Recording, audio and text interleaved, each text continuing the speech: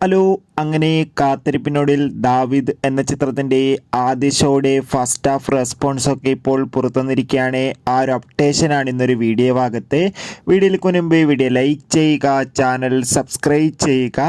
ഈ വരുന്ന ഫെബ്രുവരി മാസം ഇനി അങ്ങോട്ട് ധാരാളം ചിത്രങ്ങൾ OTT റിലീസ് ചെയ്യാൻ പോവുകയാണ്. നമ്മുടെ ചാനൽ ഭാഗം പരിശോധിച്ചാൽ നിങ്ങൾക്ക് ആ വീഡിയോയ്ക്ക് കാണാൻ വേണ്ടി സാധിക്കുന്നതായിരിക്കും.